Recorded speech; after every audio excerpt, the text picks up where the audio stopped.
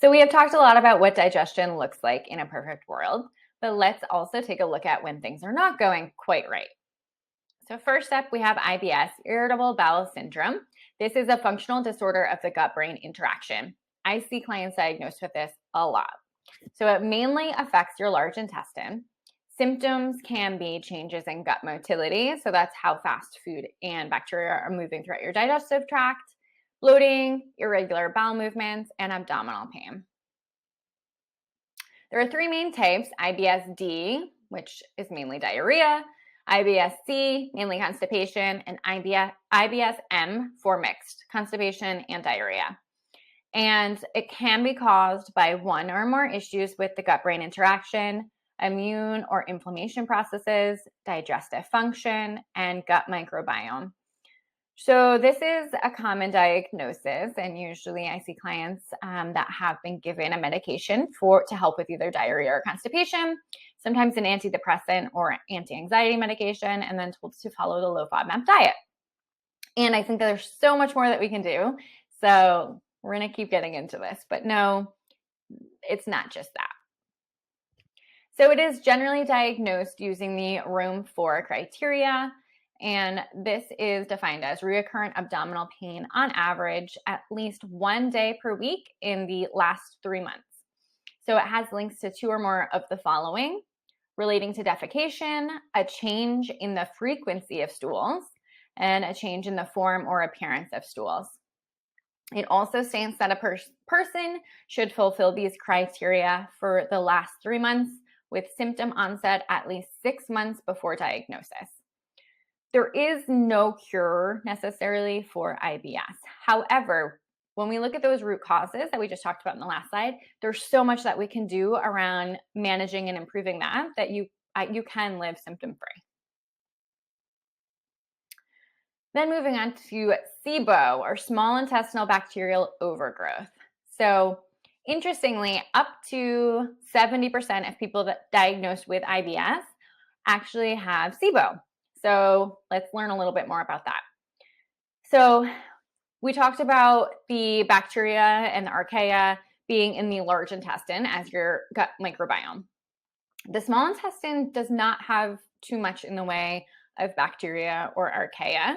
But in SIBO, you have the overgrowth from the large intestine into the small intestine. So it's not really a matter of bad bacteria in the small intestine. It's just that they're in the wrong place. And there are 3 main types. There's hydrogen dominant, methane dominant, which has been renamed IMO, or intestinal methanogen overgrowth. And this is actually an archaea, not a bacteria, which is why it was renamed.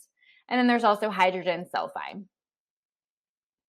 Main symptoms of SIBO: having that pregnant belly or feeling distended. So I so often will hear a client say that they feel 6 months pregnant by the end of the day. So usually the bloating just gets worse as the day goes on. You may even wake up with a relatively flat belly, and then it just bloats from there. You may also have excessive belching and gas. Symptoms are going to happen most days.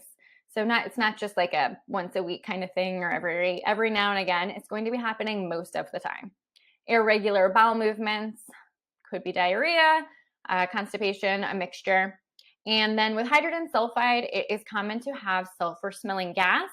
Also, you could have tingling in your hands and your feet. The diagnosis is using a breath test. So if you feel like you could have this, please reach out to me if I haven't talked to you about it already. And then moving on to acid reflux, or GERD, gastroesophageal reflux disease. So this is where the contents of your stomach travel back up the esophagus. So we talked about that lower esophageal sphincter. As you eat, it relaxes to allow the food to go down into your stomach.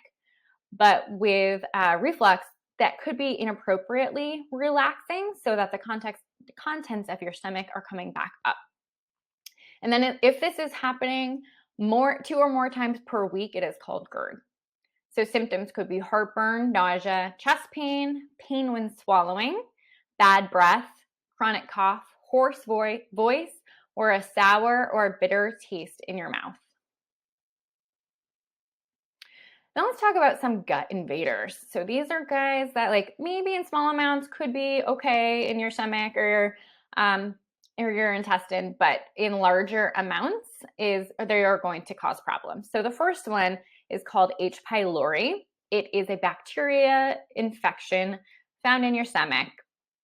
So symptoms are burning in the stomach, heartburn, nausea, loss of appetite. It might feel like food is sitting like a brick. Abdominal pain that is worse when you are hungry. So part of what H. pylori is doing in your stomach is lowering the pH level to make it a more hospitable place for them to live. So you may not be breaking down food properly. You may have symptoms like heartburn because it is affecting the pH levels. You're also not breaking down protein, so that might feel like it is sitting while you're breaking it down, but not effectively. You may feeling like it's sitting like a brick, heaviness in your belly. So this is diagnosed via a stool test, a breath test, or they can do an endoscopy with a biopsy. The stool test is my favorite way. I just find that it is more sensitive to finding the H. pylori. Another gut invader, yeast overgrowth, like candida. So symptoms of this could be intense sugar cravings, oral thrush, that is like when you have that white coating in your mouth or on your tongue, fatigue, GI issues like bloating, irregular bowel movements, nail infections, joint pain, recurrent UTIs. And this again can be diagnosed using a stool test. Next up, we have parasites. So they are common. They're not always problematic, and they don't always show up on a stool test. Oftentimes they do, but we look at symptoms and reasons why you may have gotten a parasite. So some symptoms could be abdominal pain, nausea, vomiting, diarrhea, gas and bloating, mucus, blood in the stool, an itchy rectum, fatigue, weight loss. So, of course, a lot of these symptoms are going to overlap. So we can't say for sure just because you have abdominal pain, you have a parasite and we should treat it. We really need to do additional testing. And then let's talk a little bit about leaky gut. This is thrown around a lot and conventional medicine still doesn't completely recognize it, but there are studies showing this is for sure a real thing. So the walls of the small intestine are one cell layer thick and they act as a barrier. So there are holes in the tight junctions that only allow, they're small holes that only allow certain things to pass through like nutrients. However, when you have leaky gut, the cell wall layer becomes compromised and the holes become bigger, allowing food particles and toxins through into the bloodstream where they're not supposed to be. And this can then cause widespread inflammation. Symptoms of leaky gut are chronic diarrhea, constipation and or bloating, nutritional deficiencies, fatigue, headaches, brain fog, skin issues, and joint pain. There is no test. So there are tests that say they are checking for leaky gut, but we cannot tell for sure. This is where doing a full assessment, looking at possible root causes can lead us to the assumption that you have leaky gut, but it's also not going to dramatically change how we approach your gut health either. Some red flags, if you are having weight loss, blood in your stool, anemia, vomiting, fever, skin lesions, early satiety. This means early satiety is like you're getting full very quickly, not able to eat very much food. These are things we really have to look into deeper with the help of a GI doctor and a team. So things to consider with that could be IBD, inflammatory bowel disease, gastroparesis, bile acid diarrhea, celiac, lactose intolerance, endometriosis, and pancreatic insufficiency. So let's get to the bottom line here. So many symptoms overlap, like I previously said. We need to really dig into root causes. Ideally do some testing, figure out exactly what is going on. But everything that we discussed, aside from the red flags and the bigger issues, which we will not be addressing necessarily in this program, everything else can be improved, reversed, and managed with nutrition and lifestyle strategies. So we are going to be working on identifying and addressing your root causes. Your action step right now is to get clear on your symptoms. Use the sheet provided to write down when they started, timing, what certain foods may be more problematic.